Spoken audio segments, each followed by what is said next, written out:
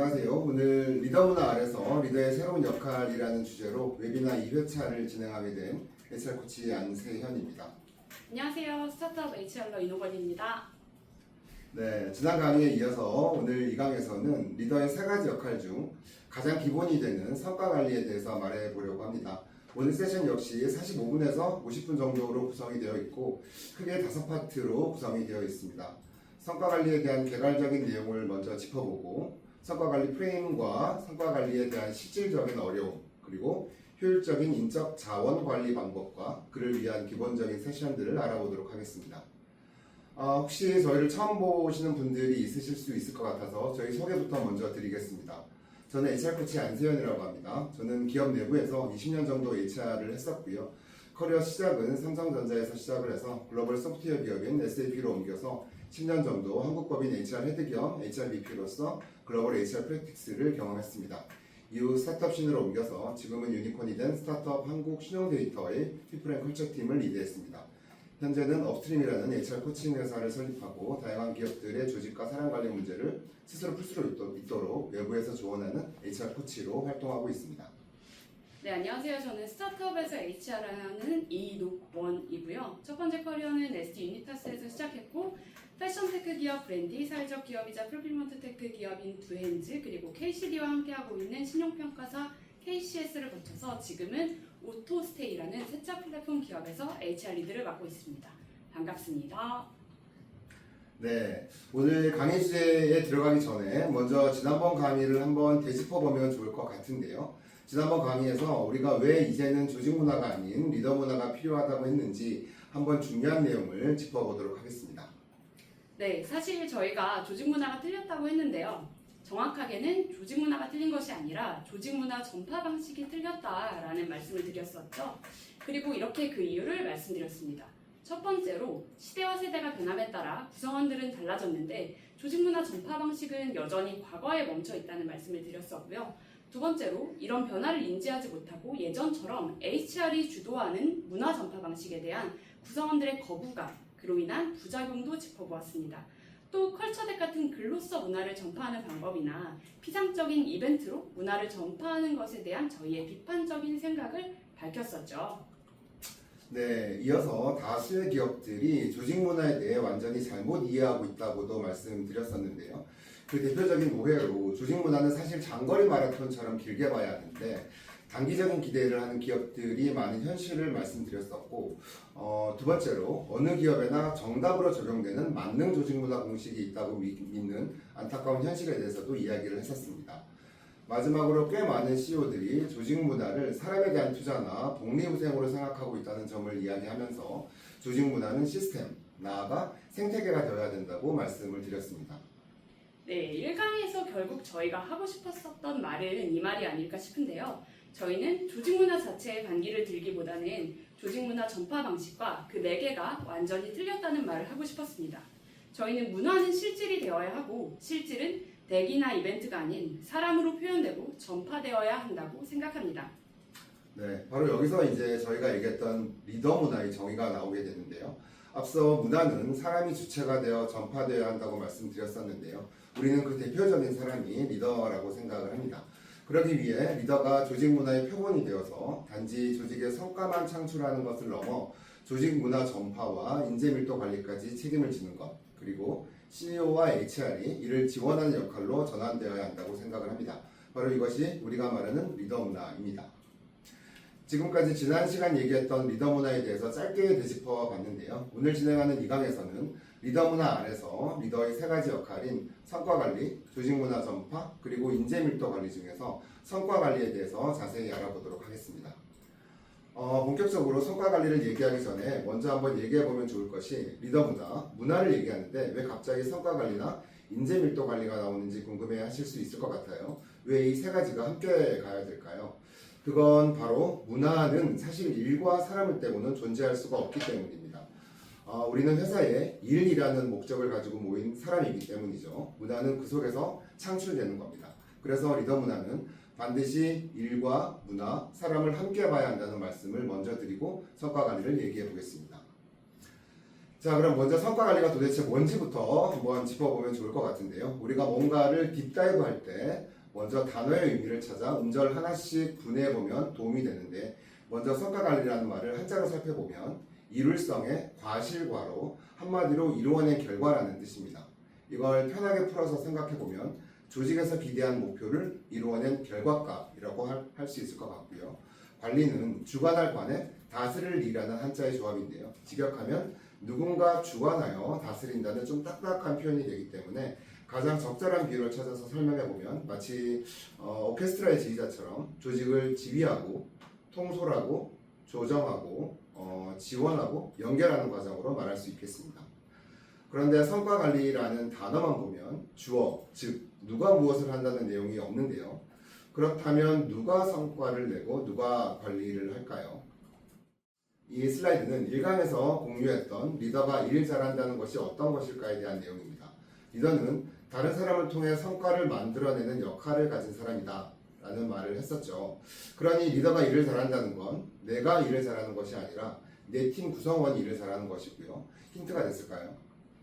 네, 맞습니다. 성과를 관리하는 주체는 리더, 즉 조직 관리자가 되겠고, 성과를 내는 주체는 팀, 다시 말해 조직 구성원이 되겠습니다. 자, 그럼 정리해서 조합을 한번 해볼까요? 성과 관리는 리더가 조직이 기대하는 결과를 달성하기 위해서 팀을 관리하는 과정입니다. 그런데 성과를 내는 주체인 이 팀은 사실 사람과 돈과 시간으로 이루어져 있습니다. 좀 차갑게 들릴지 모르겠습니다만 사실이라서 빼고 갈 수도 없고 우리는 이것을 인정을 하고 시작해야 합니다. 결국 리더는 조직 구성원을 통해서 성과를 만들기 위해서 사람과 돈, 시간이라는 이 세 가지의 회사의 자원을 매니지하는 과정이라고 볼 수 있겠습니다. 사실 앞서 말씀드린 내용은 여러분도 이미 알고 있는 일반적인 얘기일 것 같고요. 그렇다면 리더 문화 속에서 성과 관리는 도대체 무엇이 다른지 궁금하실 것 같아요. 우선 리더 문화 속에서 성과 관리의 가장 중요한 두 가지는 첫 번째, 조직이 목표를 수립하고 계획하는 단계에서부터 리더가 극단의 주도성을 가지고 있어야 한다는 것이고요. 두 번째는 목표를 달성하는 과정 속에서 리더에게 완전한 권한과 책임이 부여되어야 한다는 것입니다. 그래야만이 리더 문화의 핵심인 리더가 조직을 책임지는 온전한 관리자가 될 수 있고 그에 대한 전사적인 공감대가 건강하게 형성될 수 있습니다. 네, 이 두 가지 중요 포인트를 이렇게 표현해 볼 수 있을 것 같은데요. 리더는 이 도식의 1번 과정, 즉 조직의 목표를 수립하는 과정부터 주도적으로 참여해야 합니다. 다시 말해 우리 전사 목표가 수립되고 우리 조직으로 목표가 캐스케이딩 되는 과정에서 주도성을 가지고 의견을 내고 조율하고 우선순위를 도출할 수 있어야 됩니다. 그리고 2번의 과정, 즉 목표를 달성해 나가는 과정에서 온전한 책임과 권한을 가지고 조직을 매니지할 수 있어야 합니다. 그래야 진정한 성과 관리를 할 수 있습니다. 1번과 2번 과정을 조금 더 파볼까요? 리더 문화에서 가장 중요한 과정을 딱 하나만 뽑으라고 하면 저는 1번 과정이라고 말할 수 있을 것 같습니다. 바로 CEO와 리더의 싱크죠. 리더 문화의 모든 가능성은 이 연결고리에서 확인할 수 있다고 해도 과언이 아닐 정도로 사실 이 링크는 굉장히 중요합니다. 그래서 저는 CEO와 리더가 이 과정에서 가장 많은 시간을 써야 한다고 믿고 있습니다. 때로는 며칠에 걸친 끝장 토론을 권하기도 하는데요. 가장 좋은 건 평소에 잘 싱크가 되어 있어서 서로 짧은 커뮤니케이션만으로 바로 어글이 되는 것이지만 현실에서는 참 쉽지 않은 과정이긴 합니다. 리더가 새로 왔거나 혹은 이전 싱크가 온전하지 못하거나 혹은 리더가 목표 수립의 중요성을 공감하지 못하고 있는 상황이 있을 수도 있습니다.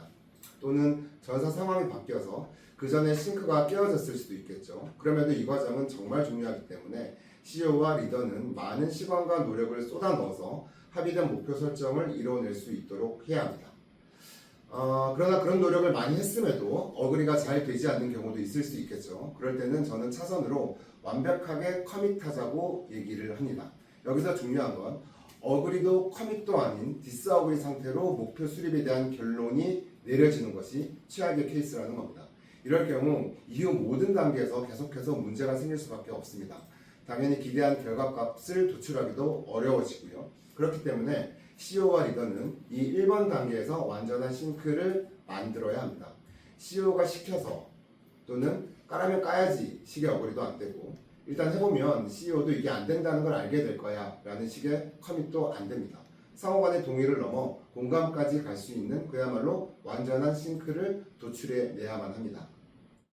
두 번째는 리더와 팀 구성원 간의 싱크인데요. 사실 이 과정이 1번 과정보다 난이도는 사실 훨씬 높습니다. 왜 그런지 한번 생각을 해볼까요? 지금 이 강의를 듣는 분들 중에 리더 역할을 하시는 분들이 많으실 텐데요.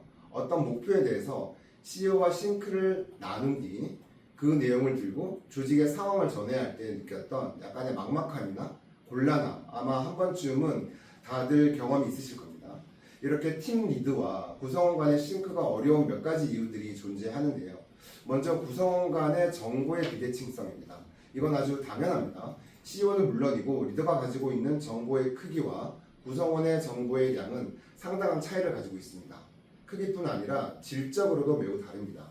예를 들어 CEO와 리드는 어떤 사안에 대한 전후관계, 즉 맥락을 충분히 공유하고 있을 가능성이 높지만 구성원은 아주 단편적인 결론만 들었을 가능성이 높습니다. 두 번째는 좀 현실적인 이유인데요. 냉정하게 들릴지는 몰라도 리더와 구성원의 수준 차이가 분명히 있습니다. 당연히도 구성원의 조직 몰입도나 성숙도, 이해력 등이 리더보다 낮을 수밖에 없기 때문입니다. 그렇기 때문에 CEO와 리더 간의 소통 비용보다 리더와 구성원 간의 소통 비용이 훨씬 더 들어가는 것을 그 자체로 인정하고 들어가야 됩니다. 생각해보면 리더보다 구성원이 더 높은 수준인 것도 말이 좀 안 되긴 하겠죠. 리더는 이런 상황을 분명히 인지하고 CEO와의 커뮤니케이션보다 훨씬 더 많은 노력을 기울여서 이번의 과정을 거쳐야 더 많은 구성원들의 공감을 이끌어낼 수 있습니다. 네, 그렇다면 HR은 이 속에서 어떤 역할을 하는지 궁금해 하실 수 있을 것 같은데요. 아마 리더문화 1강을 들으신 분들은 이미 아시겠지만 HR은 1번과 2번의 흐름이 원활한지를 면밀히 살피면서 각각에게 필요한 도움을 적시해주고 끊어진 링크를 연결시켜주고 또 리더의 페이스메이커가 되어서 코치이자 친밀한 동반자가 되어줍니다. 만약 이러한 노력에도 불구하고 이 흐름이 원활하지 않을 때는 각자의 역할을 재배치하기도 하고요. 이를테면 전체 판을 항상 살피면서 가야 하는 겁니다. 그래서 리더 문화 속에서 오히려 HR의 역할이 커졌다는 말씀을 드렸습니다. 네, 그렇다면 성과 관리를 어떻게 해야 하는 것인가에 대해서 이어서 말씀드리려고 하는데요. 성과 관리 프레임에 대해서는 아주 기본적인 것들만 짚고 가려 합니다. 왜냐하면 사실 이런 자료들은 이미 너무 많기도 하고 저희는 각자의 회사마다 다른 방식이 적용되어야 한다고 믿기 때문입니다. 네, 그럼에도 성과 관리 프레임워크를 한 번은 얘기해야 되겠다고 생각한 이유가 상당수의 스타트업에서 아직 성과 관리 프레임워크를 적용하지 않고 있거나 적극 활용하지 않고 있는 것이 현실이기 때문입니다. 여러분 아마 OKR 안 들어보신 분 있으신가요? 네, 다 OKR 들어보셨죠? OKR 모르는 분 손? 네, 없으실 건데요. 그런데 지금 어떤가요? 실질적으로 OKR을 잘 활용하고 있는 회사는 정말 없을 겁니다. 개인적으로는 OKR과의 지난한 사투 과정에서 꽤 많은 스타트업들이 성과 관리 프레임 자체에 지쳐버린 건 아닌가 하는 생각이 들 정도인데요. 분명한 건 이 장표 보시는 것처럼 조직이 성장을 해나가는 과정에서 성과 관리 프레임워크는 정말 필수적입니다. 조직에는 필연적으로 기준과 약속이 필요하기 때문인데요.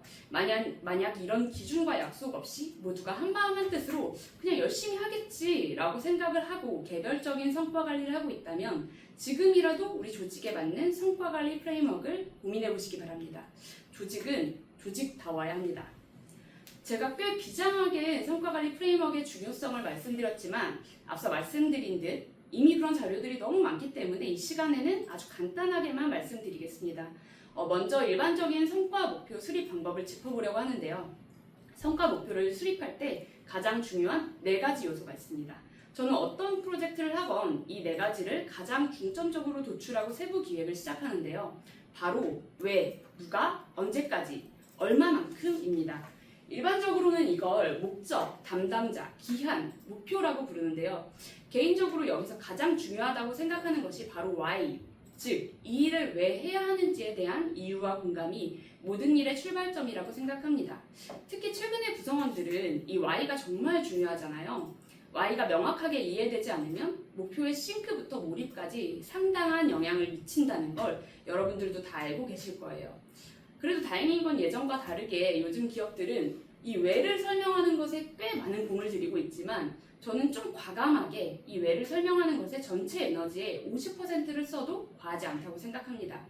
그만큼 옳은 출발이 중요합니다. 그렇다면 목적 다음으로 중요한 게 뭘까요? 당연히 목표입니다.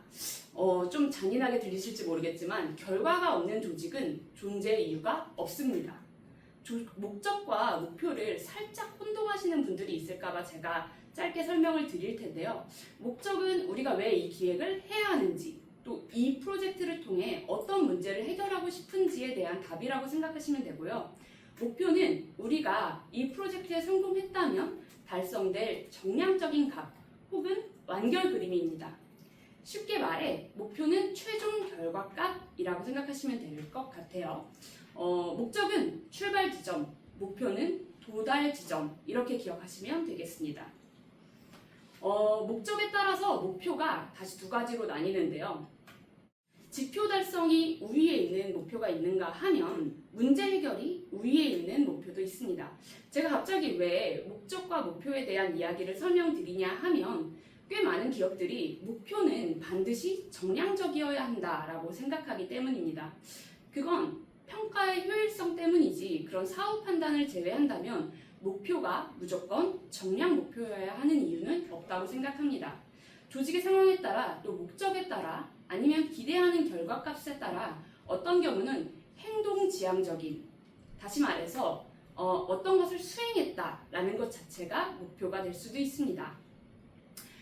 그럼에도 아마 대부분의 회사들이 전사 타겟을 정할 때 효율적으로 운영하기 위해 또는 다른 많은 이유들로 보통 숫자 목표를 도출하실 텐데요. 앞서 말씀드린 것처럼 전사의 목표가 숫자 목표로 도출되었다고 하더라도 조직의 하위 목표는 각 조직의 성격이나 상황에 따라 달라져도 됩니다. 꼭 모든 조직이 전사 타겟의 목표인 숫자 목표에 집착하지 않아도 된다는 말씀을 드리는 거고요.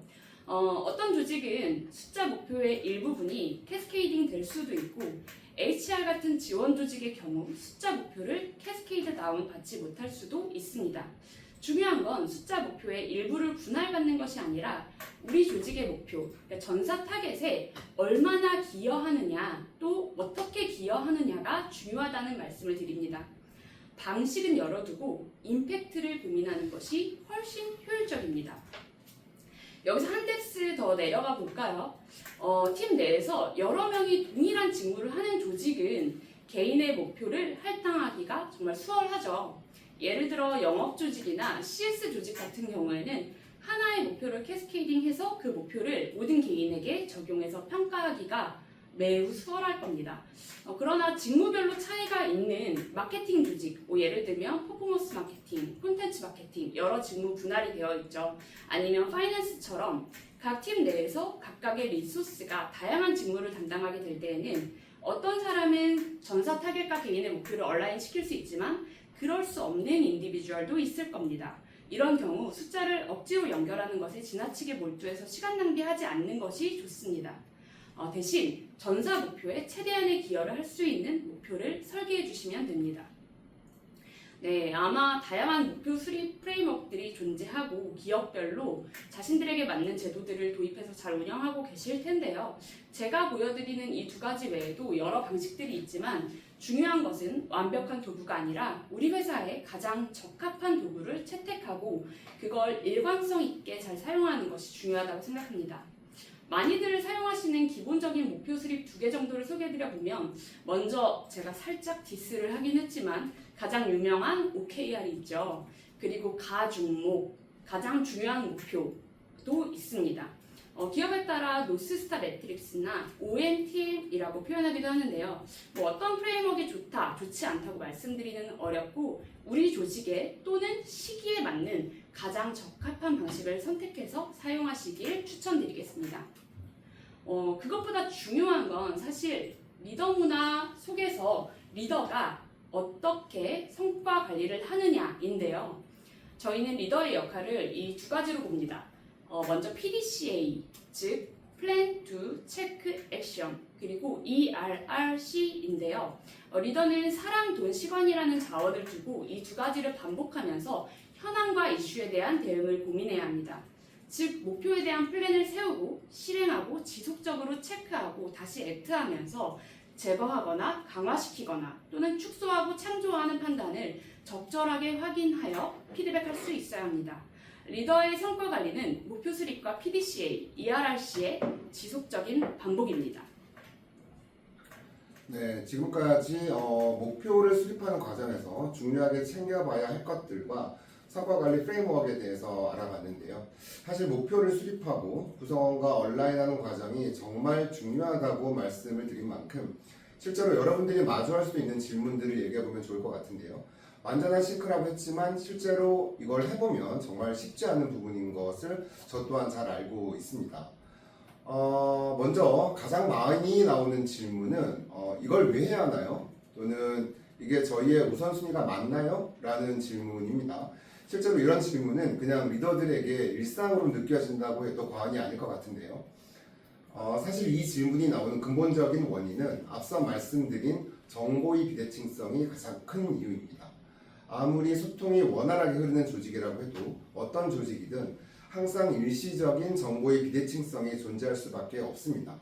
이 일시라는 텀을 줄이기 위해서 저는 리더 미팅 직후에 저희 팀 싱크 미팅을 바로 진행해서 리더십 미팅의 서머리를 공유했었습니다. 이때 중요한 것이 좀 오버스러울 정도로 최대한 많은 정보를 공유하는 것인데요. 구성원 입장에서는 정보의 선별 비용이 들기는 하겠지만 결국 구성원들도 짧은 시간에 필요한 정보와 그렇지 않은 정보를 선별하는 능력을 키워야 합니다. 물론 조직의 규모나 특색에 따라서 의도적으로 정보 권한에 차등을 두는 조직도 있겠지만 스타트업에서는 정보의 비대칭으로 인한 비효율이 더 큰 경우가 많습니다. 두 번째로 스토리텔링이 중요하다는 말씀도 드립니다. 서머리라고 저희가 표현했지만 구성원들은 맥락의 공유에 대한 갈증이 굉장히 큽니다. 즉, 이 목표가 나오게 된 맥락을 공유하는 것에 정성을 들여야 합니다. 그래야 빠른 싱크를 만들어낼 수 있습니다. 앞서 말씀드렸던 목표 설정 1단계 뭐였었죠? CEO와 리더의 목표에 대한 공감이었죠. 1번 단계를 잘 해두지 못했다면 이걸 왜 해야 하나요? 또는 이게 우선순위가 맞나요? 라는 구성원의 질문에 아마 답변을 하지 못할 겁니다. 두 번째는 구성원과 목표에 대해서 이야기할 때 이것만 하면 되나요? 라는 질문이 나올 때가 있죠. 1차원적인 질문이라는 생각이 드실 수도 있겠지만 사실 현업에서 팀을 관리하다 보면 꽤 자주 듣는 질문입니다. 보통은 운영 업무나 일상적인 업무들이 너무 많아요. 또는 어디에 집중해야 하나요? 라는 질문으로 애둘러서 들어올 때가 많죠. 성과를 내고 싶으면 실행해라 라는 책을 보면 이런 매일 회오리 바람처럼 밀려오는 운영 업무, 루틴 업무들을 회오리 업무라고 표현하는데요. 이런 업무 처리에 들어가는 시간이 실제로 80% 정도 된다고 하면 우리의 조직 목표에 기여하는 중요한 업무들에 쏟는 시간을 최소한 20% 이상은 남겨둬야 합니다. 이게 바로 8대2의 법칙인데요. 의아하게 생각하실 수도 있습니다. 아니, 조직 목표 달성이 가장 중요하다면서 80%나 회오리 업무에 쓰게 한다는 것이 말이 되는지 싶으실 건데요. 그런데 사실 이것이 현실입니다. 직장인이라면 이 회오리 업무를 하지 않을 수 없기 때문입니다. 제가 말씀드리는 것의 요지는 절대로 이 20%를 사소해야 한다는 겁니다. 회오리 업무에 완전히 파묻혀서 가장 중요한 목표를 처박아두는 경우가 우리 주변에 굉장히 많습니다. 중요한 것은 시간 리소스는 8대2의 비율로 들어가지만 평가에 있어서는 반대로 조직의 목표에 기여하는 업무를 8, 회오리 업무에 2의 비중을 두고 평가를 해야 합니다. 회오리 업무를 완벽하게 잘해냈다고 최고의 퍼포머가 될 수는 없습니다. 다음 이슈는 목표에 대한 공감이 이루어졌음에도 CEO와 리더의 온도 차이 때문에 구성원에게까지 공감이 이어지지 않는 경우입니다. 이런 경우 자연스럽게 구성원에게도 목표에 대한 몰입이 덜 하게 될 텐데요. 이러면 CEO가 관여하게 되기도 하고 갈등이나 부작용이 생기기도 합니다. 온도 차이는 자연스럽게 있을 수 있지만 리더의 냉소는 절대 안 되며 최대한 공감하고 구성원에게 컨텍스트를 전달하려고 하는 노력을 해줘야 합니다. 이건 현실적으로 쉽지 않기 때문에 일시적으로 CEO의 리더십을 빌리거나 하는 방법이 있을 수도 있고요. 구성원과 미팅 시에 개인의 성향에 맞춰 구성원의 성장과 경험이 될 수 있다는 점을 강조하고 또는 비전을 제시하거나 몰입을 자극하는 등의 시도를 통해 끌어올릴 수 있도록 노력해야 합니다. 다음 질문도 많이 들어보셨을 것 같은데요. 이 결과, 이 목표만 달성하면 S나 A 평가를 받을 수 있나요? 라는 질문인데요. 또는 평가 시즌 피드백 미팅에서 나는 목표를 다 달성했는데 왜 S가 아닌가요? 라는 구성원의 질문을 마주할 수도 있을 겁니다. 이건 우리가 목표를 수립하고 기대할 때 결과와 과정에 어떤 비중을 가지고 평가를 할 것인가를 생각해 봐야 합니다. 여기서 결과는 목표의 달성 여부, 아웃풋이나 정량적인 지표값 같은 결과값을 말하고, 구성원 입장에서의 조직 목표에 대한 기여한 정도 등을 말할 수 있습니다. 과정은 우리 조직이 정해둔 핵심 가치나 일하는 방식에 맞추어서 일을 했는가 하는 것입니다. 리더들의 리더십 원칙도 여기에 해당이 되겠죠. 물론 과정을 평가하는 것은 쉽지는 않습니다. 어쩔 수 없이 정성적일 수밖에 없고, 아무리 정의를 해놨어도 핵심 가치 기준이 여기 옆에 있는 노건님이 평가하는 핵심 가치 평가 기준과 제가 적용하는 핵심 가치 평가 기준이 완벽하게 같기는 어렵다는 점도 존재합니다. 하지만 저희가 이 기준에 따라 평가가 꼭 들어가야 한다고 생각을 합니다. 사실은 오직 숫자로만 평가하는 것이 오히려 훨씬 더 많은 오류를 만들어낼 수 있습니다. 이렇게 과정을 제대로 평가하기 위해서는 CEO 역할이 정말 중요합니다. 리더들이 균일한 기준으로 핵심 가치나 리더십 원칙을 이해할 수 있도록 지속적인 교육을 진행하고 사례로 싱크를 맞춰놔야 합니다. 또 리더십 그룹의 평가 기준이 균질하다고 느껴지기 전까지는 HR의 캘리브레이션과 코칭이 계속 병행되어야 발전이 가능합니다. 결과와 과정의 비중은 회사에 따라 적절하게 정할 수 있지만 저희는 최소 5대5 비중을 추천드립니다. 지금 말씀드린 평가 비중을 다시 그림으로 설명을 한번 해보면, 일단 결과와 과정을 5대5 정도의 비중으로 평가를 하고 결과 지표에 다시 8대2로 나누어집니다. 아까 말씀드린 회오리 업무와 가장 중요한 목표 달성 업무의 비중을 8대2로 평가 기준을 잡고 수립하는 것을 추천드립니다. 조직의 상황에 맞게 CEO, HR, 리더의 철학에 맞게 비율을 조절해서 활용하시면 될 것 같습니다. 또 이런 질문도 나올 수 있겠습니다. 제 목표도 전사 목표와 관련된 업무인가요? 앞서 말씀드린 바와 같이 어떤 사람에게는 전사 목표에 굵게 연관된 목표가 주어지고, 또 어떤 사람은 얇은 선처럼 연결된 목표가 주어지고, 또 어떤 사람에게는 거의 점선과 같이 연결이 되었나 싶은 경우도 있습니다. 이런 경우 팀 목표와 직접적인 얼라이먼트 레벨이 떨어진 사람에게도 각각의 업무에 맞는 목표나 프로젝트를 줄 수 있어야 합니다.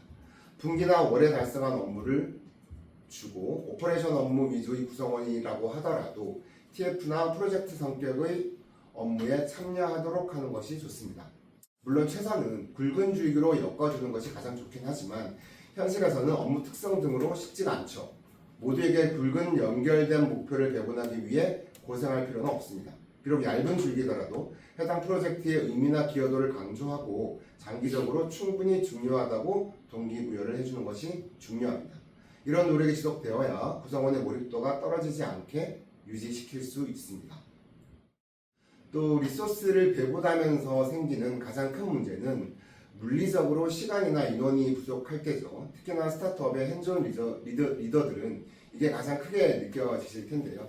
나는 물론이고 구성원들도 이미 가지고 있는 업무나 해야 하는 업무들이 꽉 차 있기 때문에 추가적인 개선 업무나 새로운 프로젝트를 대체 어떻게 줘야 할까 싶으실 텐데요. 근데 리더는 항상 스트레치 목표를 당연하게 생각을 해야 합니다. 이건 나나 구성원을 위한 리더의 소명이라고 생각을 하셔야 할 것 같아요. 이런 스트레치 경험들이 반복되어야 단련이 되고 퀘스트를 깨서 다음 스텝으로 또 100에서 120을 할 수 있는 사람으로 성장할 수 있거든요. 근육을 키울 때 근육에 상처가 나야 근육이 커지는 것처럼 스크래치가 있어야 스트레치가 가능해집니다. 사실 대부분의 스타트업을 비롯한 기업들이 한정된 그리고 최소한의 자원으로 최대한의 효과를 내야 하니까 그걸 어떻게 매니지하느냐가 리더의 숙제이고, 이 리소스를 잘 활용하기 위해서 우선순위를 잘 조정하는 것이 좋은 리더라고 생각을 합니다. 네, 다음으로 팀이라는 자원을 어떻게 효율적으로 관리할 수 있는지 말씀드려보겠습니다. 먼저 첫 번째로 리더는 내 팀의 목표를 달성하기 위해서 내가 보유한 인적 자원을 어떻게 활용할지에 대한 사전 계획을 가지고 있어야 합니다. 여기엔 프로젝트별 리소스 분배나 팀 성과에 대한 프로젝션, 또 인력 투입 대비 효과 등에 대한 리포트 등이 모두 포괄되는데요. 두 번째로 그 계획에 따라 내 팀이 충분히 잘 활용되고 있고 내 팀의 결과물이 팀의 성과에 임팩트를 내고 있는지 상시 확인하고 조치를 취하는 과정이 필요합니다. 즉, 리더는 자기 팀의 모든 인원이 100% 유틸라이즈 되고 있는지 또 팀 내에서 저성과자가 있지는 않은지를 확인하고 만약 팀 목표에 기여하지 못하는 저성과자가 있다고 하면 해당 구성원의 성과를 어떻게 올릴 것인지 만약 리더의 노력에도 불구하고 개선이 안 됐을 때 어떻게 이별을 준비해야 하는지를 항상 고민할 수 있어야 합니다. 이와 함께 만약 운영 중에 조직의 인원이 추가되어야 할 경우 해당 채용으로 인해서 팀의 임팩트가 얼마나 증가하는지 그것을 증명해내고 채용을 결정하는 것도 리더의 몫입니다. 이러한 내용들을 리더가 적절하게 계획하고 운영하기 위해서는 리더의 권한이 절대적으로 필요합니다. 특히 헤드카운트를 판단하는 데 있어서 리더의 채용 결정권과 보상권이 없으면 반쪽짜리 판단이 될 수밖에 없는데요. 실제로 대부분의 기업이 아마 여러분들도 거의 해당이 되실 텐데요. 리더에게 보상 정보가 오픈되어 있지 않기 때문에 상당한 비효율과 오류가 발생되고 있습니다. 예를 들어 인재를 영입하거나 보상을 하거나 혹은 저성과자를 관리할 때 리더는 해당 구성원의 인건비를 모르시죠. 또 HR은 해당 구성원에 대한 정확한 퍼포먼스나 기여도를 모릅니다. 결국 어느 쪽에서 결정을 하더라도 양쪽 모두 절반의 정보만으로 의사결정을 내릴 수밖에 없는 거죠. 때문에 리더도 HR도 이 리소스가 충분히 활용되고 있다 혹은 그렇지 않다라는 판단을 정확하게 내릴 수가 없는 겁니다. 그러다 보니 연봉 대비 프리라이더 혹은 언더밸류된 고기여자가 방치되는 결과까지 만들어지고요. 이런 언더밸류와 오버밸류에 대한 판단이 늦어지면 최악의 경우 고기여자의 플라이 이슈까지도 생길 수밖에 없습니다. 사실 지금 이 영상을 보시는 분들 이런 일 너무 많이 겪으셨죠? 네, 비일비재한 일입니다. 그렇기 때문에 리더가 조직을 잘 운영하고 조직의 성과를 잘 관리하기 위해서는 조직에 대한 권한들을 가지고 있어야 합니다. 리더가 어디까지 권한과 정보를 가지고 있어야 하나 궁금해하실 것 같은데요. 저는 리더가 조직 운영 결정권, 채용 결정권, 그리고 구성원의 배치, 교체, 승격에 대한 권리, 그리고 평가 보상권, 나아가서는 조직의 총 예산 운영권까지 모두 권한을 가지고 그걸 기반으로 조직에 대한 의사결정을 내릴 수 있어야 한다고 생각합니다. 조금 과감한 이야기일 수도 있을 것 같은데요. 저는 결국 이렇게 되면 리더가 조직의 헤드카운트 버짓 권한까지 가지는 방향으로 나아가야 한다고 생각합니다. 이 영상을 보시고 계신 HR 담당자분들은 조금 놀라실 수도 있을 것 같은데요. 저희는 이렇게 믿고 있습니다. 그렇다고 HR팀은 이제 인건비 의사결정에서 완전히 빠져라 라는 이야기는 절대 아니고요. 리더가 헤드카운트와 관련된 모든 정보를 가지고 그를 주체적으로 관리할 수 있는 권한을 가졌을 때 HR은 리더와 함께 논의하고 결정할 수 있어야 합니다. 예를 들어 해당 조직의 인건비 예산이 확정되었다고 하면 리더의 주도하에 헤드카운트를 결정해서 사용할 수 있도록 해야 하고요. 리더가 그 예산을 가지고 조직의 채용이나 리텐션이나 기타 등등의 비용을 알아서 판단해서 사용할 수 있도록 운영되어야 합니다. 물론 이 과정에서 HR의 조언과 모니터링이 필수적입니다. 네, 왜 그럴까요? 한마디로 정의할 수 있을 것 같은데요. 조직과 그 조직의 사람을 가장 잘 아는 건 리더입니다. HR이 아무리 사업에 관심을 가지고 있어도 리더만큼 정확하게 판단할 순 없습니다.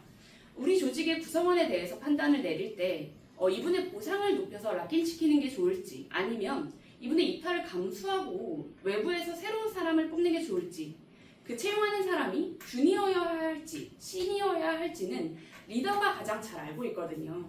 대신 리더는 본인의 판단하에 조직의 인건비, 헤드카운트 버짓을 사용해야 할 때 그 근거를 명확하고 타당하게 제시할 수 있어야 합니다. 그걸 뒷받침할 수 있도록 조직의 비즈니스 프로젝션이 미리 정확하게 되어 있어야 하고요. 또 중요한 것은 이런 내용들이 평소에 CEO에게 계속 리포트되어서 상시 싱크가 되어 있어야 하고 HR은 이런 리더의 판단을 돕기 위해 별도의 HR 시뮬레이션 자료들을 미리 준비해 두어야 합니다. 리더도 자기에게 전적인 평가권과 보상권이 있다고 해도 이 과정을 CEO가 지켜보고 있고 또 HR이 자리와 함께 도와주고 있다라고 생각하면 최대한 객관적으로 보려고 노력을 할 수밖에 없습니다. 물론 헤드카운트라는 게 사실 굉장히 무거운 권한입니다. 실제로 이 권한을 갖고 싶어 하지 않는 리더들도 상당수 있습니다. 네. 왜냐하면 한 명의 헤드카운트를 요청할 때에는 리더는 상당한 부담감을 가지고 있어야 하는 것이 당연한 거고 그 헤드카운트에 대한 객관적 논리 그리고 결과를 입증할 수 있어야 하기 때문입니다. 저는 개인적으로 리더가 성과에 대해 자신이 있으면 당초에 한 명을 요청했어도 한 2분기 정도, 3분기 정도 지났을 때 보니까 이걸로 안 된다라는 판단이 들 수도 있다고 생각을 하거든요. 그럴 땐 리더가 추가적으로 2명이고 3명이고 HR이나 CEO에게 요청을 해도 된다고 생각합니다. 리더는 그에 대한 논리를 정해서 HC 버짓을 더 달라고 할 수 있어야 하고요. 그리고 나서 그에 맞는 결과물을 딜리버리하면 된다고 생각합니다. 사실 역량이 높은 또 조직에서 인정받은 리더들은 이미 그렇게 운영을 합니다. 오히려 역량이 또는 자신감이 부족한 리더들이 당초 계획한 버짓에 갇혀서 핑계를 대기도 합니다. 앞에서 나온 문제들도 그렇고 사실 현실에서 이 권한을 모든 리더들에게 오픈한다는 건 정말 어려운 일이거든요. 쉽지 않겠다라고 지금 이미 마음속에 생각을 하시는 분들도 있을 거예요. 그쵸? 그런데 어쩔 수 없어요. 리더의 자질 차이는 숙명이고요. 조직의 성숙도도 차이가 있을 수밖에 없습니다. 그럴 때 꼭 모든 리더에게 동시에 오픈을 해야 하는가? 아니면 조직에 또는 리더의 성숙도가 조금 올라온 다음에 주는 건 어떨까? 이렇게 고민을 하고 계실 텐데요. 사실은 이 결정은 닭이 먼저냐, 달걀이 먼저냐의 결정입니다. 그럼에도 불구하고 저는 보상권을 먼저 부여하는 게 맞다고 생각하는 편입니다. 좀 과감하죠. 그런데 현실적으로 우리 조직은 정말 너무 힘들다, 진짜 안 되겠다 싶으면 일단 보상권을 모든 리더에게 부여하는 것을 최종적인 단계라고 설정을 하시고요. 점진적으로 한 발짝씩 나아가 보는 것도 방법입니다. 예를 들어 자질이 충분한 리더에게 먼저 오픈을 하고 순차적으로 좀 오픈을 해나가는 거죠. 그럼에도 분명한 건 여러분들이 기억하셔야 되는 건 저희가 생각하는 리더 문화에서 기본적인 명제는 보상권, 즉 연봉 권한을 줄 수 없는 리더는 리더의 자격이 없다라는 겁니다. 정말 이렇게 이 사람에게는 평가 보상권을 줄 수 없다라고 생각되는 리더들은 결국에는 리더 자리에서 내리거나 아니면 이별을 하거나 하는 스텝들을 밟아 나가는 게 맞습니다. 네, 그 리더의 권한에 대해서 저희가 조금 굉장히 파격적으로 많은 권한을 부여해야 된다라고 얘기를 했는데 저희는 여러분들을 볼 수가 없잖아요. 조금 이렇게 당황하셨을 수도 있을 것 같고 그런데 어쨌든 진행을 계속 해보겠습니다.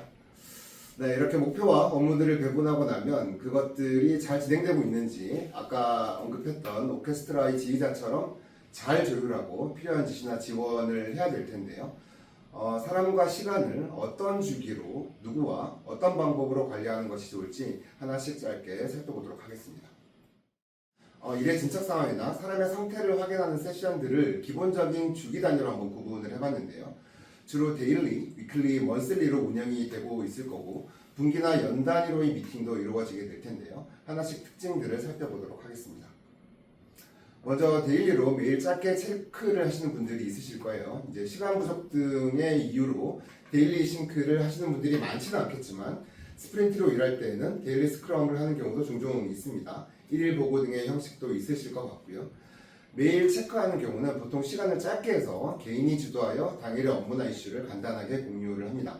데일리 싱크를 하시는 분들은 너무 긴 시간을 할애하는 것은 좋지 않습니다. 15분을 기준으로 최대 30분을 넘지 않는 것이 좋습니다. 우리의 하루 근무 시간은 8시간이니까요. 다음은 위클리입니다. 일반적으로 싱크하고 체크를 할 때 가장 많이 활용하시는 주기는 주 단위일 텐데요. 사실 팀과 개인의 성과 관리에서 가장 중요하게 챙겨봐야 할 것들이 많은 주기입니다. 위클리 단위의 중요하고 필수적인 이벤트가 두 개가 있는데요. 첫 번째는 주간 회의라고 불리는 위클리 팀 싱크이고요. 그리고 두 번째는 구성원과의 원온원입니다. 첫 번째 팀싱크는 정보의 전달이 중심이 되어야 합니다. 보통 조직의 업무 진척 상황 싱크를 목적으로 진행이 되고 성과를 중심으로 소통하게 됩니다. 이 소통에는 첫 번째 보고와 지시, 그리고 두 번째 공유, 그리고 마지막으로 알람과 공지가 담겨져 있습니다. 즉 아래에서 위로, 옆으로, 위에서 아래로 자기의 정보를 전달하는 겁니다. 정보의 전달이 목적인 만큼 팩트를 전달하기 위해서 내용을 간결하고 정확하게 말하는 것이 중요합니다. 두 번째, 원어원의 소통은 사람 간의 라포가 중심이 됩니다. 이 시간의 소통은 공유가 아닌 대화로 진행이 되죠. 어떤 정보값을 전달하는 것에 그치지 않고 사람과 사람 간의 상호 피드백과 피드포워드가 중심이 되어서 대화가 이루어집니다. 상호 신뢰를 기반으로 보다 내밀한 대화가 오가기도 합니다. 예를 들면 개인에게 별도로 전달해야 하는 이야기를 말하거나 고민 상담, 업무에 대한 조언 등 그 밖에 다양한 주제의 대화를 나누며 리더와 팔로워 간의 인간적인 라포를 쌓는 것이 주가 되어야 합니다. 특히 팀싱크에서 각자 업무의 프로그레스가 모두 원추액에 있다면 좋겠지만 현실은 그렇지 못하죠. 그렇기 때문에 업추액인 경우에 원원원을 활용해서 그 원인을 확인해야 합니다. 앞에 데일리가 개인이 주도하는 것과는 달리 이 위클리는 조직의 리더가 회의를 이끌고 주도해야 합니다. 그리고 팀의 성과 관리를 위해서 월 단위로 짚어봐야 할 중요한 이벤트도 있습니다. 스타트업 씬에서 목표와 성과 관리는 거의 분기 단위로 이루어지죠. 그리고 주 단위로 성과의 프로그레스를 점검하고 피드백합니다. 굉장히 중요한 과정이죠. 그런데 대부분의 주 단위의 팀싱크나 원온원은 캐주얼하게 진행이 됩니다. 그래서 우리는 월 단위로 오피셜한 정리와 점검이 필요합니다. 특히 분기 단위 목표의 달성 현황에 대해서 점수판 형태로 정확하게 확인해 볼 필요가 있습니다. 분기 단위 목표에 대한 공식적인 점검을 분기 단위로만 진행했을 때 만약 업추액이라면 그 여파가 클 수밖에 없습니다. 그래서 월 단위로 끊어서 점검이 필요합니다. 그렇기에 월 단위 리드 회의에서는 조직의 스테이터스 값을 CEO나 리더십 그룹에게 공유하고 의견을 나눕니다. 원온원으로는 개인의 특이사항이나 이슈 확인, 프로젝트의 건의사항 등이 진행이 될 수 있겠죠. 이슈가 반복적으로 일어나는 경우 지원을 추가하거나 또는 내용이나 방향을 수정할 수도 있을 것 같고요. 드롭하고 선수를 교체하는 결정이 이루어질 수도 있습니다. 원온원은 CEO와 조직 리더 간에 이루어지고 리더와 구성원 간에도 역시 이루어져야 합니다.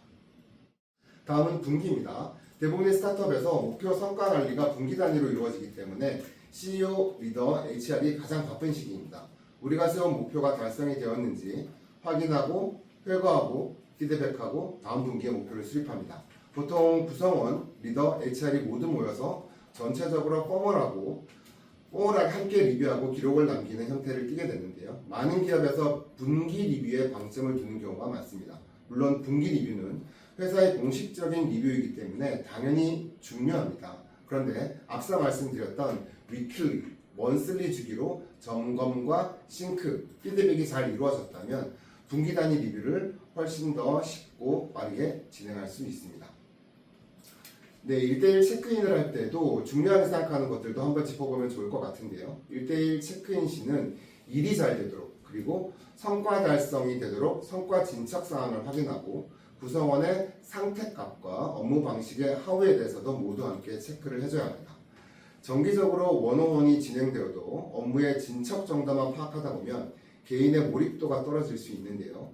구성원의 몰입도에 대한 화학적 알람을 항상 센싱하고 개인의 온도나 바이탈 변화를 기민하게 감지해야 합니다. 리더가 스포츠팀의 감독이라고 하면 선수 개인의 바이오리듬이나 컨디션도 중요하게 관리해야 하는 요소임을 생각하시면 될 것 같습니다. 진행되는 스테이터스 값에 진전, 긍정적인 영향이 있도록 업무 상황과 사람, 프로젝트의 상태값을 이렇게 모두 인지하면서 현황을 파악하고 필요하다면 선수를 교체하거나 수정 아니면 드롭할지를 결정하고 판단해야 합니다. 이런 과정은 구성원 한 명 한 명의 인재 밀도를 올리는 과정으로도 볼 수 있는데요. 이런 식으로 각 구성원의 개인의 밀도가 올라가게 되면 전체 조직의 인재 밀도도 상승하는 결과로 이어지게 됩니다. 가장 이상적인 리더의 관리 방법은 아까 노건님이 말씀하셨던 대로 PDCA와 ERRC를 지속하면서 목표 달성을 위한 의사결정을 하고 리더와 구성원이 이렇게 1대1 체크인을 해나가는 거겠죠. 지속적으로 진행한 구성원의 성과 체크와 일하는 태도 같은 데이터들이 쌓여서 반기 혹은 1년의 평가 근거가 된다면 더욱더 합리적일 겁니다. 구성원의 각 프로젝트, 태스크에 대한 리더의 평가와 피드백이 매번 쌓여서 평가 데이터가 되는 거니까요. 하지만 실제로 하다 보면 이걸 진행하기가 쉽지는 않습니다. 보통 긴 주기로 평가 보상 시즌에만 리더의 평가가 이루어지다 보니 각 구성원이 예상했던 기대 수준과 리더의 실제 평가 결과 사이에 괴리가 있기 때문입니다. 이로 인해 평가 시즌만 되면 불만이 터져 나오거나 내용이 생기는 것을 많이 보기도 하셨고 경험도 하셨을 텐데요. 이렇게 1대1 체크인에서 평가 데이터로 이어지는 것이 가능하려면 평가가 쉽고 직관적이어야 합니다. 리더가 시간을 많이 들이지 않고 그때그때 바로 작성할 수 있어야 되고 구성원과 리더가 똑같은 이해를 할 수 있도록 직관적인 평가와 피드백을 해줘야 합니다. 리더 문화 속에서 리더의 성과 관리에 대해서 저희가 조금 길게 얘기를 나눠봤는데요. 오늘 나왔던 저희의 이야기들 중 다시 한번 강조하고 싶은 키 메시지들을 노건님께서 한 번 더 언급하고 마무리해볼 수 있도록 하겠습니다. 네, 키메시지 정리하고 질문도 받을 거니까요. 그 Q&A 쪽에다가 지금부터 질문을 남겨주셔도 괜찮아요. 네, 먼저 첫 번째, 목표를 세울 때에는 CEO와 리더, 그리고 리더와 구성원 사이에 완전한 싱크를 이루어야 한다라는 얘기를 했었죠. 그리고 이 얼라이먼트를 이루기 위해서 동의하지 않는 내용이 있다면 동의될 때까지 끝장 토론을 시도하셔라 라는 얘기를 했습니다. 두 번째로 전사 목표 이후에 조직 목표를 수립하고 또 개인의 목표, 그런 지표들을 설정할 때 꼭 모든 조직에 캐스케이딩된 숫자 지표를 간결합시키려고 애쓰지 말아라 라는 얘기도 했습니다.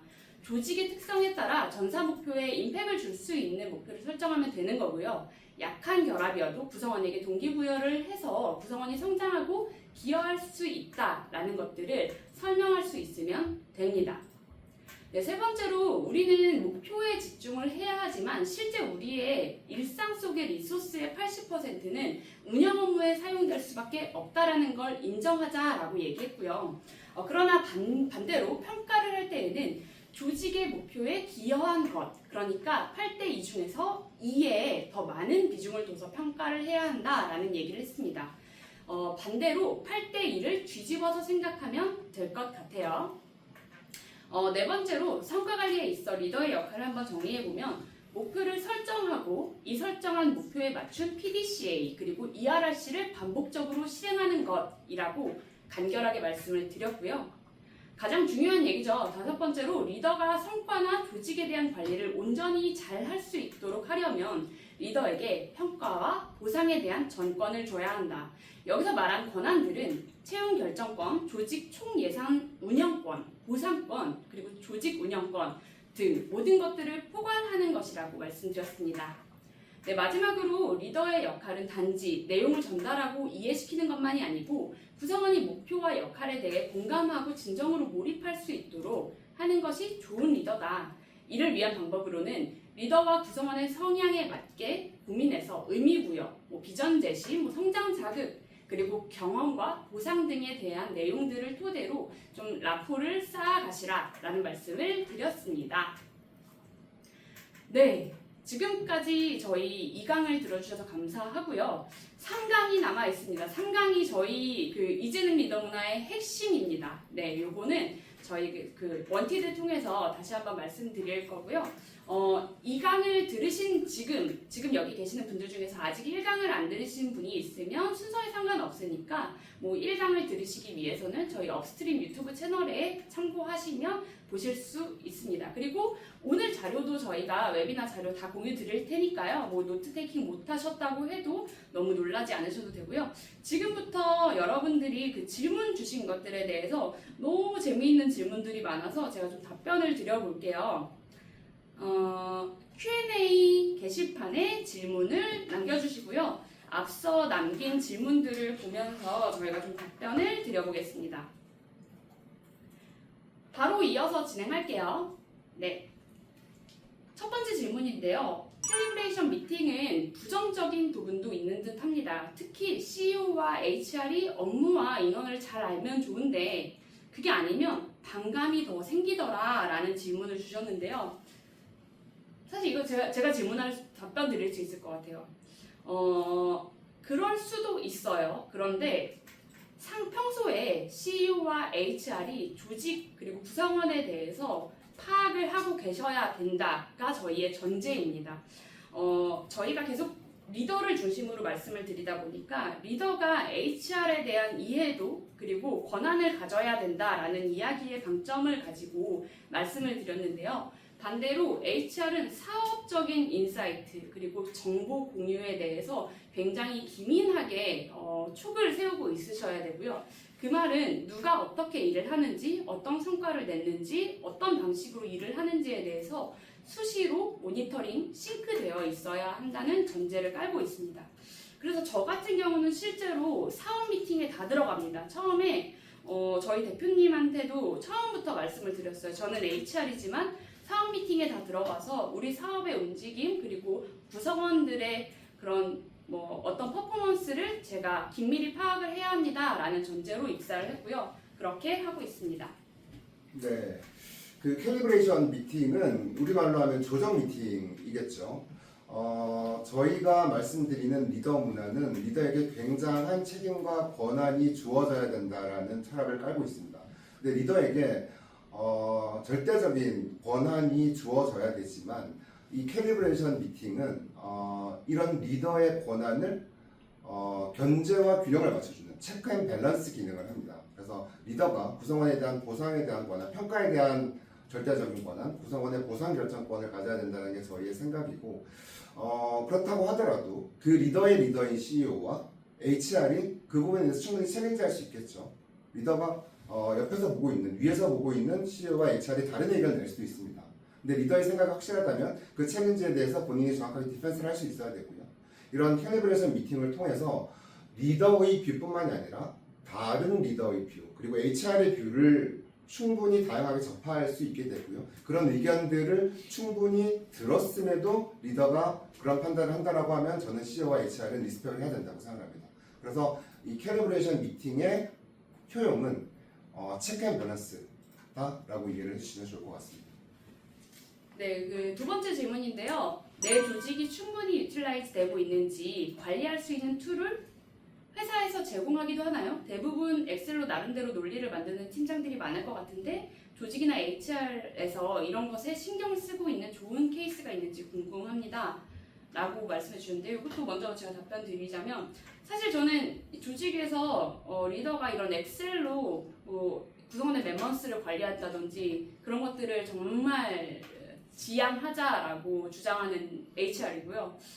정말 비효율적이라고 생각이 되고요. 리더가 이걸 그 원온원이라든지 위클리 싱크 미팅이라든지 먼슬리 회고라든지 그런 것들을 통해서 파악할 수 없는 규모의 조직이라면 그 조직은 지금 저희가 말씀드리는 리더 문화를 온전히 이행하기 어려운 조직일 수도 있습니다. 그래서 지금 엑셀로 툴을 관리한다 그런 것에 방점을 두지 마시고요. 내가 만약에 이 질문을 주신 분이 리더라고 하면 내가 이 조직의 그 상태값을 수시로 파악할 수 있는 여러 가지 도구들, 예를 들면 아까 세연님이 말씀해주신 원온원 미팅이라든지 그런 것들을 활용하시고요. 제가 활용하는 걸 말씀드리면 저희 회사는 위클리 신호등 리뷰라는 게 있거든요. 그래서 일주일마다 슬랙에 자동으로 알람이 가고 그 전사에 모두가 공개되는 신호등 리뷰를 해야 합니다. 거기서 내가 이번 주에 어떤 일을 했고 다음 주에 어떤 일을 할 것이고 그리고 그 과정에서 어떤 이슈가 있었고 그런 것들을 리드에게 공유하는 그 시간이 있거든요. 그런 것들을 활용하는 것도 좋은 방법일 것 같습니다. 네, 이 질문 조직이 충분히 유틸라이즈 되고 있는지 관리할 수 있는 툴이라는 질문을 주신 분 굉장히 고민을 많이 하셨을 것 같고요. 그리고 실제로 이런 백데이터를 보고 의사결정을 하자라고 생각하시는 CEO분들이 많아요. 그리고 이런 것들을 해주는 글로벌 HR 컨설팅 펌도 있습니다. 사실 인더스트리별로 제조업이면 제조업, 커머스면 커머스별로 이런 데이터를 분석해주는 컨설팅 펌이 있고 그런 툴들이 있는 걸로 저도 알고는 있는데요. 저는 비용 효율적이지 못하다고 봅니다. 그래서 이렇게 충분히 우리 자원이 100% 유틸라이즈 되고 있냐라는 것은 HR과 CEO가 리더에게 좋은 질문을 던지면서 리더가 그 현황을 파악할 수 있다고 생각을 해요. 일단 우리 회사에 우리 팀에 저성과자는 없는지 리더가 판단하기에 모두 100% 역량 발휘를 하고 있는지 이런 것들을 질문을 하면서 리더가 실제 내 팀 리소스를 가장 잘 판단을 하고 있거든요. 그래서 내 팀 리소스가 100% 활용되고 있는지를 인지하고 고민할 수 있게끔 도와주는 게 훨씬 더 현실적인 방법이라고 생각을 합니다. 그 다음 질문으로 사업을 파악하는 노하우 좀 공유해 주세요. 저희 회사도 CEO가 HR에게 그런 역할을 요구하고 있지만 어디서부터 어떻게 해야 할지 모르겠습니다. 어떻게 구성원들이 일을 잘 하고 있는지를 파악할 수 있나요? 뭐 제가 감히 말씀드리면 저는 회의를 적극적으로 참석하시라라는 이야기를 좀 드리고요. 그리고 저는 저희 회사 전체 구성원의 아까 그 위클리 리뷰를 정말 꼼꼼하게 다 보거든요. 그리고 제가 100% 이해를 하려고 노력을 하고, 예를 들면 제가 뭐 직무 전문성을 가진 단어나 그런 것들을 모를 때는 그걸 찾아가서 물어본다든지, 그래서 이 구성원이 이번 주에 한 일이 우리 조직에 어떤 효과가 있었고 어떤 효용, 임팩트를 미쳤는지에 대해서 온전히 파악하고 넘어가려고 노력을 합니다. 뭐 그런 것들도 있고요. 사실 CEO의 역할이 가장 중요한 것 같아요. 저는 CEO와 HR이 완전한 파트너로서 싱크가 되어 있어야 한다고 생각하고, 그러려면 HR이 CEO에게 정말 적극적으로 다가가야 하거든요. 그래서 그런 노력들이 또 CEO에게 어떤 작용을 일으켜서 CEO는 HR에게 계속 그 정보값들을 부어주어야 하고요. 그 필요성을 느끼게끔 HR이 만드셔야 하고요. 그런 과정들이 필요하다고 생각합니다. 네, 저희 지난주였네요. 하이파이브가 지지난주였죠. 그때 이제 저도 참석을 했었는데 세션 스피커 한 분 중에 이제 넥스트 키친 대표님이 세션을 해주셨어요. 저는 굉장히 임프레시브하게 그 세션을 들었었는데요. 25명 조직에 HR 하시는 분이 5명인 조직이었습니다. 그 대표님은 전사 구성원들에게 이런 말씀을 하셨다고 해요. 우리 회사 HR팀 구성원들은 우리 회사의 모든 회의에 참여할 수 있다. 어떤 사전 노티스도 없이 참여할 수 있다라고 말씀을 하셨고, 보통 이제 스타트업의 CEO분들이 이런 기대를 많이 하시죠. HR들에게 비즈니스에 대한 이해도를 높여야 된다라고 말씀을 많이 하실 텐데, 이제 그런 기회를 HR에게 충분히 제공하는지 CEO분들이 한번 고민을 해보셔야 될 것 같습니다. 사업에 대한 이해도를 높이려고 하면 사업에 대한 논의에 참여를 많이 해야 되겠죠. 논의에 많이 참여를 하면서 사업에 대한 이해도도 높일 수 있고, 그리고 그 사업에서 일하고 있는 구성원들의 힘듦도 이해할 수 있고, 또는 그 팀의 바이탈이나 그 팀의 다이내믹스에 대한 이해도도 높일 수 있겠죠. 그래서 그런 부분에 대한 전사적인 공감대와 이해도는 CEO의 전폭적인 지지하에서 올라갈 수 있습니다. 그리고 이거 진짜 현실적인 질문일 것 같아요. 팀장이 본인의 연봉 정보를 알고 있는 게 불편하다라는 경우도 있고, 또 조직 개편이 있으면 팀장이 바뀌는데 그런 경우 2명 이상의 팀장이 본인의 연봉 정보를 알게 된다는 점 또한 불편하게 생각합니다. 이런 경우에는 어떻게 하면 좋을까요? 네. 질문이 굉장히 참신해요. 네. 제가 먼저 답변할까요? 네. 좀 생각할 시간을 드릴게요. 질문은 이게 먼저 답변하시죠. 네. 근데 사실 이게 그 샐러리 데이터가 잘 정립된 회사들은 큰 어려움이 없으실 거고요. 그런 밴드를 움직이는 거에는 뭐 이견이 없으실 거예요. 그런데 그렇지 않은, 뭐 예를 들면 연봉 역전 현상이 있다든지, 아니면 뭐 초기 멤버들의 뭐 인플레이션이 있다든지, 뭐 그런 것들이 있을 때 이런 연봉 정보가 노출되는 것에 대한 그 위험 부담을 좀 느끼시는 것 같아요. 그런데 저는 그 HR을 요즘 구성원들이 굉장히 불편하게 여기잖아요. 나에 대한 정보값들을 너무 많이 가지고 있는 불편한 존재라고 생각을 하는 경우가 많거든요. 리더가 그런 역할을 할 때 조금은 어쩔 수 없이 감내해야 되는 부분이 아닌가라는 생각을 좀 합니다. 그리고 반면 저희가 연봉 정보를 들여서 공정하고 명확한 연봉값을 책정할 수 있는 권한이 잘 이행됐을 때 오는 효과가 훨씬 더 크다고 생각을 해서 이런 부작용들이 있을 수밖에 없지만, 실제로 저희 HR은 겪고 있지만 감내하셔라. 그것이 리더의 역할이다라고 생각을 하는 편입니다. 네. 저는 굉장히 참신했던 이유가 그 리더가 내 연봉을 알고 있는 게 불편하다고 느낄 수 있구나. 저는 사실 처음 접하는 질문이긴 합니다. 그러면은 HR이 내 연봉 정보를 알고 있는 것은 불편하지 않고, 불편하죠. 그것도 불편한가요? 네. 그럼 도대체 내 연봉 정보는 누구만 알아야 되는 거죠? 그러니까 나의 성과를 가장 잘 아는 사람은 나의 리더일 거고 나의 성과를 가장 잘 아는 사람이 나의 보좌이나 결정권이 있어야 된다는 것이 저희의 생각의 흐름입니다. 그렇기 때문에 근데 이제 질문 중에 조직 개편이 자주 있는 조직 같은 경우는 연봉 의사결정권을 주는 것을 조금은 보수적으로 생각할 필요가 있습니다. 네. 그렇기 때문에 기능 조직, 목적 조직으로 자주 막 6개월에 한 번씩 바꾸는 조직 같은 경우는 연봉 접근 권한을 리더에게 주는 것을 조금 보수적으로 접근할 필요가 있어요. 네. 그리고 사실 그 구성원이 리더를 완전하게 리스펙하고 있으면 내 연봉 정보가 노출된 것에 대한 조금 불편함이 덜 하거든요. 근데 지금 말씀해주신 분은 살짝 그렇지 않은 케이스일 가능성이 있다라고 생각을 합니다. 시간이 5시가 넘었네요.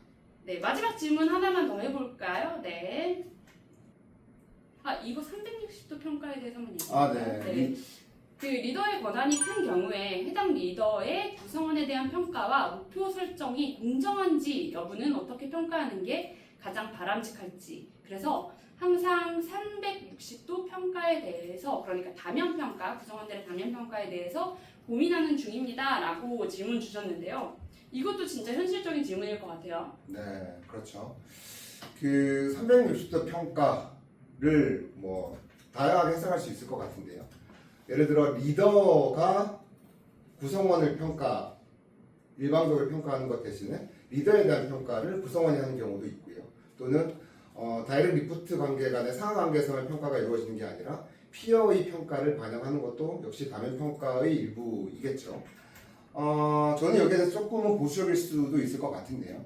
일단 그 글로벌 외국계 기업 같은 경우는 구성원들이 리더를 평가하는 이런 상한 평가에 대해서도 조금은 보수적으로 접근을 합니다. 예를 들어서 어떤 팀을 매니지하는 리더가 있고 이 리더들을 매니지하는 또 넥스트 레벨의 리더가 있겠죠. 이런 세컨 레벨의 리더부터 이제 상한 평가를 실시를 합니다. 그 말은 일단 그 상한 평가를 실시함에 있어서는 기본적으로 성숙함을 전제로 해야 된다라는 생각을 가지고 있고요. 그렇기 때문에 구성원이 인디비주얼 컨트리뷰터 레벨의 구성원이 리더를 평가하는 프로세스는 보통은 잘 없고요. 리더가 넥스트 레벨 리더를 평가하는 프로세스는 있습니다. 그리고 그 구성원 개인의 성과를 평가함에 있어서 리더만의 평가가 아니라 동료의 평가를 받아보고 싶다라고 해서 요즘은 피어 리뷰를 많이 하잖아요. 피어 리뷰를 할 때도 주의할 점들이 몇 가지가 있기는 한데요. 일단 피어 리뷰를 대상자를 선정할 때 리더와 그 평가를 받는 사람이 합의하여서 가장 적절한 피드백을 줄 수 있는 그런 대상자를 선정을 해야 되고요. 그런 피어의 평가가 그 평가받는 대상자인 그 피평가자에게 바로 가면 안 되고요. 그 평가 결과, 피어 리뷰의 평가 결과가 리더에게 저는 가야 된다고 생각합니다. 그래서 리더가 공감하는 컨텍스트만 구성원에게 피드백할 수 있는 이런 건강한 구조의 피어 리뷰 시스템이 셋업이 되면 좋을 것 같아요. 네, 세연님은 워낙 큰 외국계 회사에서 있으셔가지고 저처럼 이제 작은 소규모 스타트업 입장에서 말씀드리면 사실 360도 평가의 오류가 너무나 많습니다. 그래서 저는 아까 저희가 그 5대5 평가를 한다고 했을 때 그 결과값, 그러니까 성과에 대한 평가가 있고 또 과정, 그러니까 핵심 가치라든지 뭐 일하는 방식, 뭐 리더십 프린시플 이런 것들이 평가 항목에 50%가 들어갈 텐데 저는 이 결과값에 대한 평가보다는 일하는 방식에 대한 평가에 대해서는 피어 평가가 일부 가능하다. 그러나 그것도 온전히 그걸 그대로 반영해서는 안 되고 참고 자료, 그냥 백데이터로서 활용할 수는 있겠다 정도로 판단을 하고 있습니다. 그 이유는 워낙 조직이 뭐 이렇게 모수가 적기도 하고 관계성이 짙기도 하고 또는 뭐 변화가 많기도 하고 그런 과정에서 한 사람에게만 오류가 생겨도 그건 공정하지 못한 평가가 될 수 있다고 생각합니다. 네. 소규모 HR의 답변이었습니다. 네. 네. 시간이 저희가 5분. 네, 저희 질문이 많이 들어와서 이 질문들은 저희가 자료 보내드릴 때 함께 좀 답변을 실어서 보내드려 보겠습니다. 그리고 3강 진짜 중요한 내용 이게 핵심이거든요. 3강도 많이 들어주세요. 감사합니다. 네, 고맙습니다.